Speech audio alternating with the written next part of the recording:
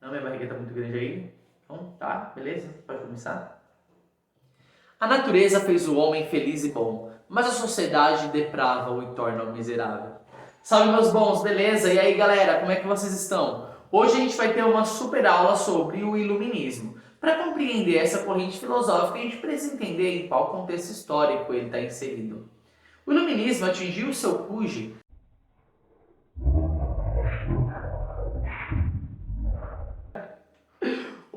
O iluminismo atingiu seu cume no século XVIII, que ficou conhecido como o século das luzes. Professor, mas que luz é essa? Por favor, me explique. É claro que eu vou te explicar porque eu sou legal. Eu sou legal e por isso eu vou te explicar. Essa luz é o pensamento científico, o uso da razão, a racionalidade. A luz que ilumina as trevas. Que trevas? O pensamento medieval. A nossa forma hoje de dizer, quando a gente diz de maneira muito preconceituosa hoje em dia, que a Idade Média é também a Idade das Trevas, é uma influência do pensamento iluminista, que não só nos influenciou com esse pensamento, que é um pensamento preconceituoso, mas que também nos influencia até o dia de hoje com uma maneira muito particular de enxergar a sociedade. A maneira com que o homem ocidental, com que a mulher ocidental se relaciona em sociedade, vive em sociedade, organiza a política, é um fruto direto do pensamento iluminista. E se esse bagulho atinge a gente ainda hoje, a gente precisa compreender um pouco melhor sobre ele. A gente vai falar dele para entender também um pouco melhor sobre o que foi a Revolução Inglesa e mais para frente o que foi a Revolução Francesa, Inconfidência Mineira, Conjuração Baiana, todos os movimentos que foram influenciados pela corrente filosófica iluminista. Tudo bem?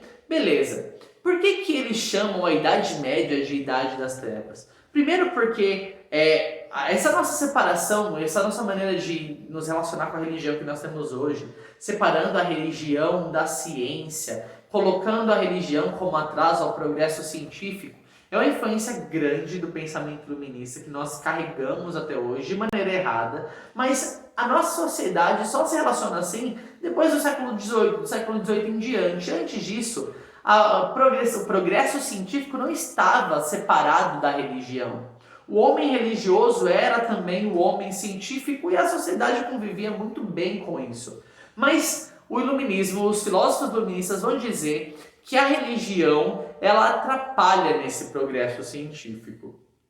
E só a razão, separado da fé, consegue trazer realmente cientificidade para as coisas. Isso é uma coisa que a gente pode discutir e que é muito discutível, porque em muitos pontos a gente sabe que nós somos frutos também da Idade Média. Muitos historiadores defendem, por exemplo, a Idade Média tardia. E a Idade Média tardia existia, inclusive, no período iluminista. O próprio pensamento iluminista é um fruto da sociedade europeia medieval. Contraditório isso mas é a verdade.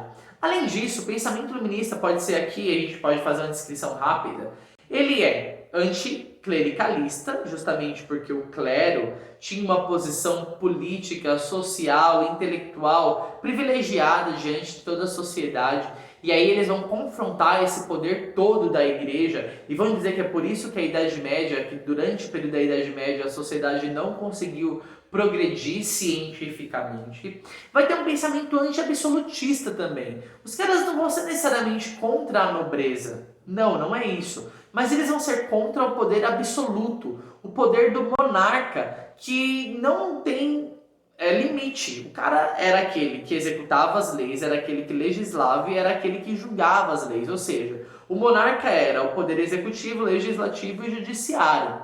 E a nossa maneira de se organizar hoje politicamente, por exemplo, no Brasil, é um fruto do pensamento iluminista. Essa nossa ideia de que existem três poderes e de que esses poderes eles não são maiores uns do que os outros, mas que eles são independentes, mas ao mesmo tempo conversam entre eles, é um pensamento e é uma filosofia iluminista que foi descrita e que foi defendida pelo Barão de Montesquieu. Esses caras eram anti-absolutistas, eram contra o poder absoluto do rei, anticlericalistas e por isso também eram antropocêntricos. O pensamento antropocêntrico, que eu vou dizer pra você, apesar de saber que tu sabe, porque você é inteligente pra caramba, você é. Eu sei que você é inteligente, você sabe que é o antropocentrismo, mas só pra gente relembrar, o antropocentrismo é a ideia que defende que o homem, o ser humano, a humanidade, está no centro do universo, no centro do mundo, no centro da sociedade. Ou seja, tudo o que acontece no mundo é por responsabilidade, por consequência das próprias ações humanas. Isso contrapõe, por exemplo, a ideia da Idade Média que dizia que a sociedade, que a organização era teocêntrica, ou seja, Deus estava no centro do universo.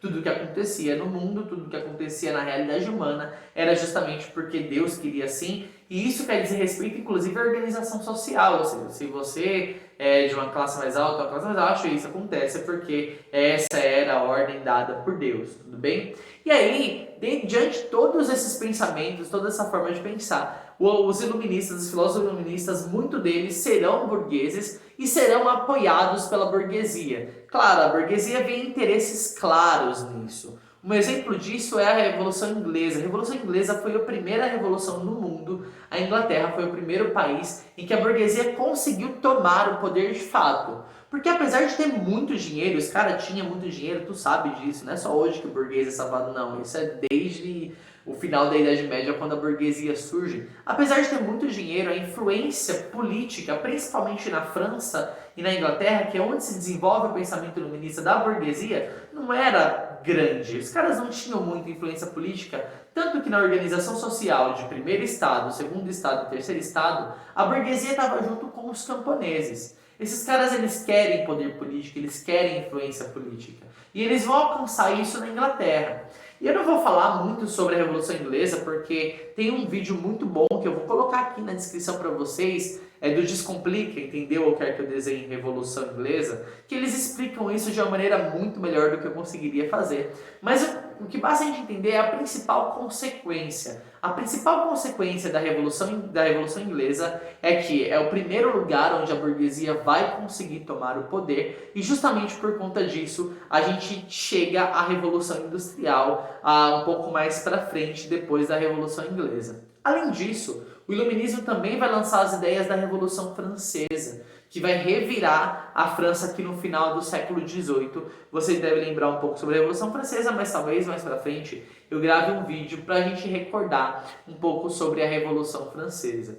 Esses pensadores iluministas, se eles eram anti-absolutistas, se eles eram contra a organização social existente naquele período, eles precisavam se apoiar e combater as principais ideias dos filósofos que defendiam aquela organização social. A frase que eu li para vocês, que eu declamei para vocês, é porque eu sei que eu sou um artista, né? Nossa, professor, você é além de bonito, cara, você é inteligente. E como é que você consegue tudo isso ao mesmo tempo?